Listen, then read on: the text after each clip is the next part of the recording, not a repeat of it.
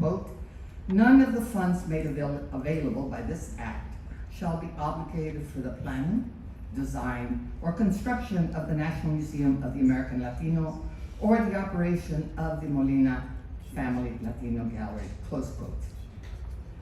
When the bill was sent to the floor for approval, the rationale for defunding the MAL included such statements as, quote, "the overt bias, lack of diversity, and flippancy with which serious issues are addressed." Continuing, "The museum almost myopically portrays Latinos as an oppressed monolith, united largely by their victimhood. Moreover, the lightness with which serious topics are portrayed is a problem.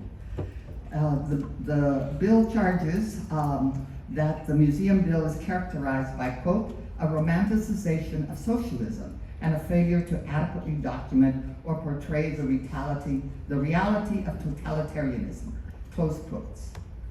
The language in the bill further adds, quote, "The committee will revisit the issue should comprehensive and earnest efforts be undertaken to accurately present the varied histories, contributions, and authentic experience of the wide range of those who can constitute the American Latino community of the United States," close quotes.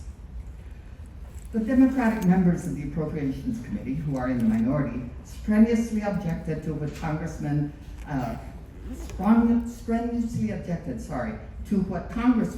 Rosa DeLaudo termed the, quote, "numerous discriminatory writers which are so divisive."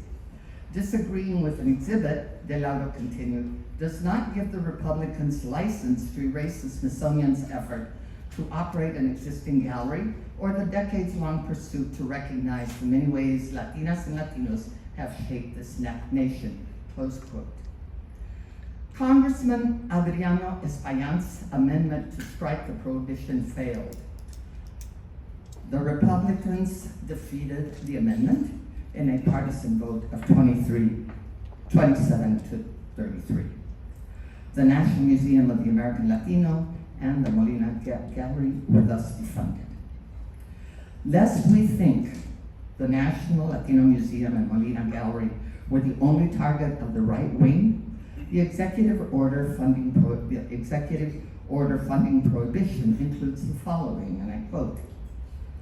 Sorry. Okay, can you still hear me? Okay.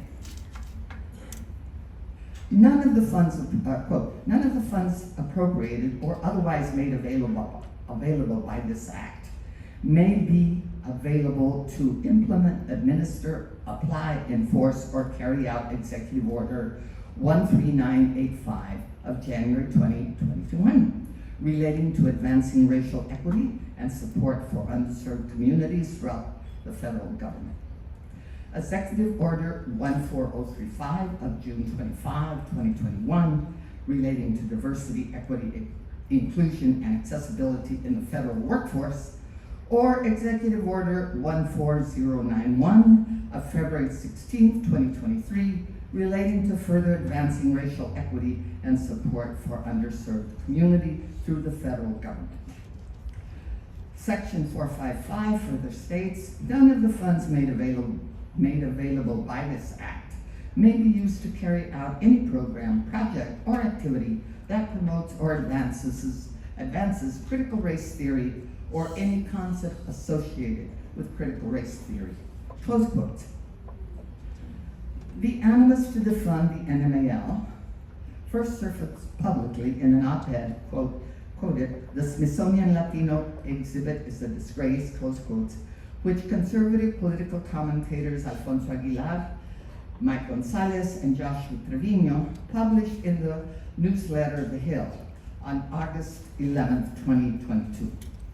Quote, "A new Latino exhibit at the National Museum of American History," they write, "offers an unabashedly Marxist portrayal of history, religion, and economics. It is, quite frankly, disgraceful. Its only redeeming quality is that it makes clear why the forthcoming National Museum of the American Latino must not be funded," unquote.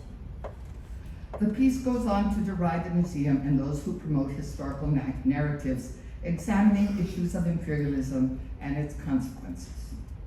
Aguilar Gonzalez and Trevino, respectively President of the Latino Partnership for Conservative Principles, Senior Fellow at the Heritage Foundation, and Chief of Intelligence and Research or Director for Texas Identity at the Texas Public Policy Foundation, penned a second column in September of 2023.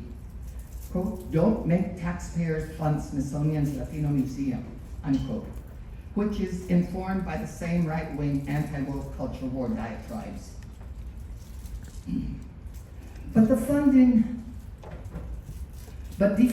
the NMAL has not been enough for right-wing assaults on Latinx access to and presence in the foremost national historical and cultural institution.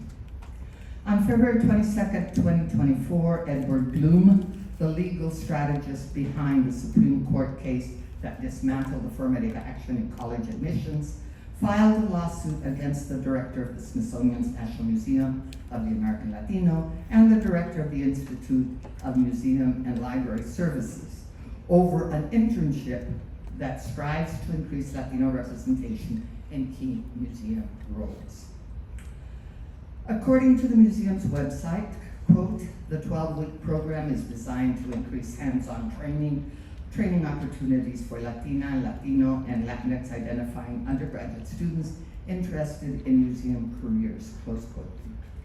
Together, the congressional legislation of 2020 that initiated the process of creating a national Latino museum and the creation of this 12-week Latino museum internship program represented a critical culmination of a 40-plus year struggle to establish and to ensure Chicano-Latino presence at the Smithsonian. The early struggle is documented in multiple committee and task force reports and publications, the most salient of which are Willful Neglect, the Smithsonian Institution and U.S. Latinos of 1994, and Towards a Shared Vision, U.S. Latinos and the Smithsonian Institution, 1997. Other important antecedents to the NMAL were development of graduate student seminars in 1990, at which Tomás Ibarra Frausto, who many of you know, and myself were faculty in those seminars, and the establishment of the Smithsonian Center for Latino Initiatives in 1997, which became the Smithsonian Latino Center in 2006. The National Museum of the American Latino has been a long time coming. Its defunding, as Congresswoman De Laudo has stated, may set its establishment back at least 10 years. At issue in the defunding of the NMAL and removal of the Latino Youth Movement exhibition from the Molina Gallery is, of course, who controls a historical narrative of Latinos in the United States, who tells the stories, how are the stories told, and what sources are used to frame, to tell, to analyze, and to interpret those histories. Subscribing to a triumphalist immigrant Latino history, the right wing seeks to obliterate discussion, analysis, and interpretation that does not accord with their notion of history, which not only categorically rejects the historical centrality of imperialism and its consequences, but principally consists of the adulation of military heroes. Such is their construction of history, notwithstanding that the history of the various Latina, Latino, Latinx communities of the United States, whether native-born or immigrant, are informed by imperialism. Imperialism is and has been for over a century a suspect label in the discourse of our society. Over the past 75 years, Latinx activists and scholars have challenged the master narrative that obscures, occludes, or denies the manifestation of imperialism, whether dispossession, exploitation, or denigration of the multiple Latino communities, societies, and nations. Our research and scholarship have resulted in narratives that expose the falsehood, misrepresentations, and myths that have for so long characterized narratives about our experience in the United States. We are here today.